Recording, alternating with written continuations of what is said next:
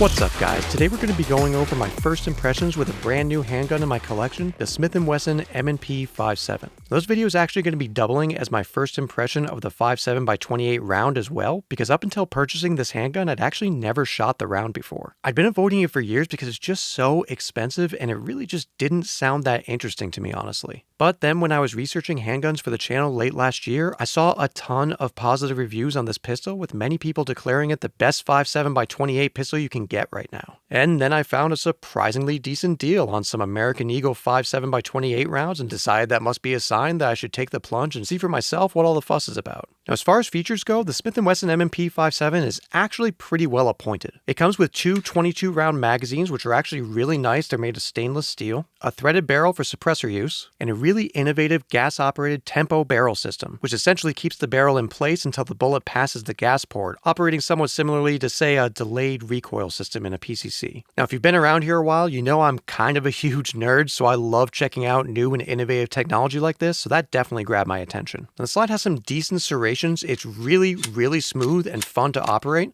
and it's also cut to be able to accept optics like this Holosun 507K without using a plate system, which is great, and it even co-witnesses with the stock iron sights, which I personally really appreciate. And then there's the trigger, which unlike other Smith and Wesson M&P handguns is actually not striker fired, but internally hammer fired. It has a little bit of take up, a very firm wall, and then an impressively light and crisp break. I actually really like the initial pull of the trigger, honestly. The reset is a little bit anemic for me personally. It's tactile and audible, but only just slightly.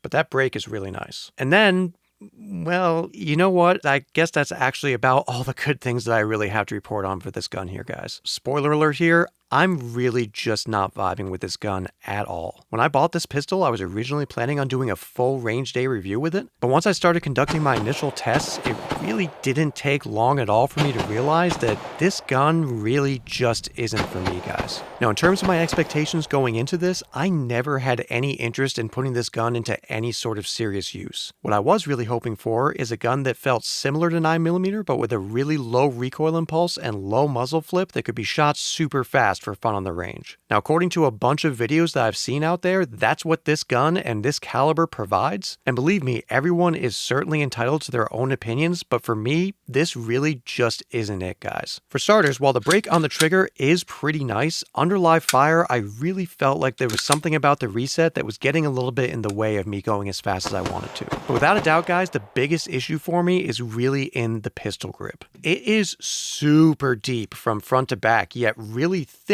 from left to right, so it's kind of like gripping like a 1x3 block of wood, I guess. Now that said, of course, the depth is somewhat unavoidable because of the added length of the 5.7x28 round over the 9mm rounds that I'm typically used to shooting in handguns. But other competitors to the Smith and Wesson M&P 5.7 like PSA and Ruger have nice palm swells on their grips so that it still feels like a full-size gun. It really almost feels like Smith and Wesson was targeting maybe a concealed carry type of use case with just how thin that grip is. And of course, for some people, it might work, it might feel great, but for me personally, it feels completely unnatural to me and not at all ergonomic in my hands. So my primary hand ends up feeling really awkward with the deep and narrow grip, and then my support hand really just doesn't have a lot to grab onto. And the weird thing here, guys, is that I did dry fire this before buying it, and I dry fired it quite a bit before bringing it out to test fire. And under dry fire, although it does feel really weird, I was able to convince myself that it was gonna work out just fine and that I was gonna be able to make good use of all this free real estate here for my support hand. But under live fire, I just really did not feel like I had good ergonomic control of the firearm. Now, aside from the awkwardness of the size of the pistol grip itself, the controls also become a little bit of an issue here as well. I have fairly long fingers and thumbs, so I can reach the magazine release just fine, but it's a little bit of a stretch and I do have to break my grip a little bit to do so. The slide lock and release lever is a little bit far forward as well, so it's a little bit hard to actuate. And honestly, I really don't know what they were thinking with this safety. They do make a version that has no safety, and that's probably what I would recommend if you're going to get this, because although I can barely reach the magazine release and slide release, this safety is just so far back, it's really difficult to hit. I can't actuate the safety without breaking my grip. I have to break my grip all the way over here to be able to actuate the safety. Now, if the safety is on from my firing grip, I can deactivate it. But actually turning the safety back on, I need to break my grip so much to be able to actuate it. It makes no sense to me at all. The actuation of the safety is really positive, so that's good, but the position of the safety on the frame just really makes no sense at all to me. I'm not really sure what was going on with the design there. Now, as for the recoil impulse, it is certainly very mild and very pleasant, very much like a super muted and almost anemic 9mm impulse. But with the ballistics of the 5.7x28 round, there's still a good amount of energy exiting the barrel, and for me, the ergonomics are just really not great at all, which means that while the recoil impulse itself is very soft and pleasant, there's still a bit of muzzle flip and even dip for me under rapid fire that the ergonomics of the grip really don't help me manage at all. Now, admittedly, I may have been over gripping the gun and causing the muzzle to dip myself, so it really could be a me issue, and I'm sure that if I spent more time with it, I could get better with it, but I'll be honest with you here, guys, I'm just really not that interested at this point. I really thought that the lower recoil impulse would result in something that was a ton of fun to run fast, but honestly for me, it's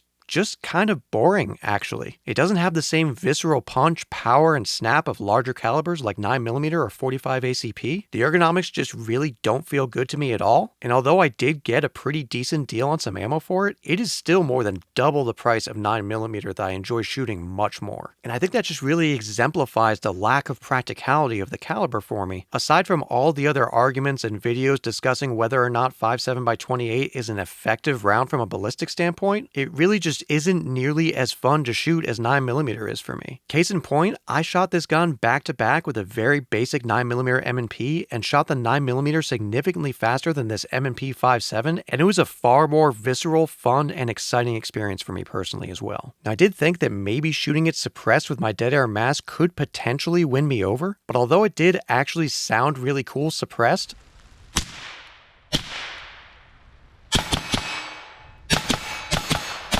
I got a ton of debris splashing back in my face under live fire. Now, more than likely that's because I need to clean my suppressor and then maybe it would be a better experience. But if I'm being honest, guys, I'm just really not motivated enough to bother at this point. Now, don't get me wrong here, guys. I do still think that Smith and Wesson made a pretty cool gun, and I really applaud their innovation with the tempo barrel system. If you happen to have or want this gun and love it, I think that's great, and I fully support you because, again, I do think that it's a well-designed gun for the most part, and it's certainly a great option on the market if you like shooting 5.7x28. But for me personally, I'm just really not interested in continuing to go down the 5.7x28 rabbit hole here, guys. It's just really not worth the ammo and time investment for me. So that's pretty much where we're at here, guys. I gave it a shot, but at the end of the day, I definitely was not converted to the 5.7x28 clan. So unfortunately, I'm throwing in the towel on this one and canceling the range day so I can have more time to move on to things that I'm really excited about. I'm definitely going to be sticking with 9mm as my favorite all-around caliber, and I've got a ton of videos in the works going through my wide collection of 9mm handguns, so remember to like and subscribe, ring the bell, stay tuned,